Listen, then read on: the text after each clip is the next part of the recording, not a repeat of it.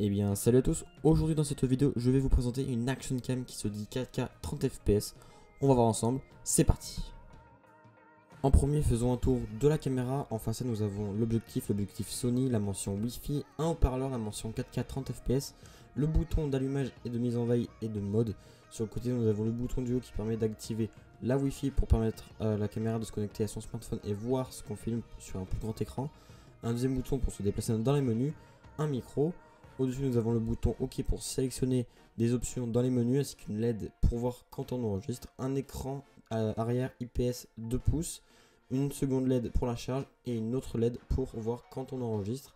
En dessous, on a le cache batterie avec le bouton pour l'ouvrir et en dessous, les haut-parleurs. Sur le côté, nous avons toutes les prises de la caméra, donc du mini HDMI, ça c'est un bon point, le port SD et le micro USB pour la recharger. La caméra est fournie avec un boîtier étanche pour aller sous l'eau à jusqu'à 30 mètres. Le boîtier est comme ceci, il est tout en plastique pour voir la caméra. Nous avons tous les boutons ressorts pour pouvoir activer les boutons sur la caméra directement dans le boîtier sans avoir à l'enlever à chaque fois. Nous avons le système de fermeture qui est beaucoup plus complexe et qui ressemble à ceux des GoPro, donc là vous êtes sûr de ne pas perdre la caméra. Nous avons la porte arrière avec un joint pour bien sûr l'étanchéité quand on la met dans l'eau. Nous avons en dessous la fixation pour mettre tous les accessoires qui sont fournis avec la caméra. La caméra est vendue avec plusieurs accessoires, beaucoup d'accessoires.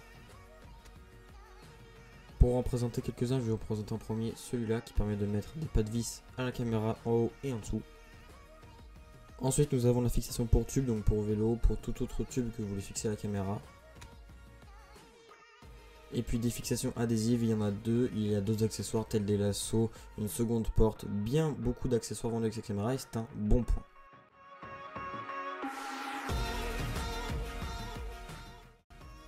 Une fois la caméra allumée, voici ce qu'on voit. On a la résolution dans laquelle on filme, on a la capacité de notre carte SD, le logo Wi-Fi, la batterie pour voir combien de pourcents ou combien de barres plutôt de la caméra. En dessous on a la date et l'heure, voilà, le microphone pour voir s'il est activé. Quand on appuie sur le bouton mode, on passe en mode photo, donc là on peut monter jusqu'à 16 millions de pixels. Ensuite on a plutôt le mode timelapse, donc là c'est du 720p 120 fps, donc pour faire des ralentis tout ça. Enfin on a la galerie photo et enfin les réglages, donc là on peut régler la résolution vidéo, donc on peut monter à 4K 30 fps. On a enregistré le son ou pas, on a tout plein de réglages faits pour la caméra, régler aussi la qualité pour les timelapse, donc il y a 1080p 60 fps, 120 fps, 720p 120 fps, tout ça. Les accélérer, enregistrer en boucle ou pas, et voilà tous les réglages pour que la caméra soit bien calibrée et fasse de belles vidéos. On a aussi 2,7K en 30 fps ou 1080p en 60 fps ou 30 fps pour le mode vidéo.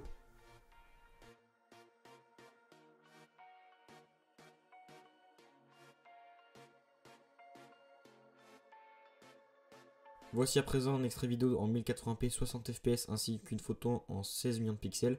La vidéo 4K malheureusement plante sur mon logiciel de montage, donc voilà, je comprends pas, elle a fait des espèces de flash alors que la vidéo de base bah non.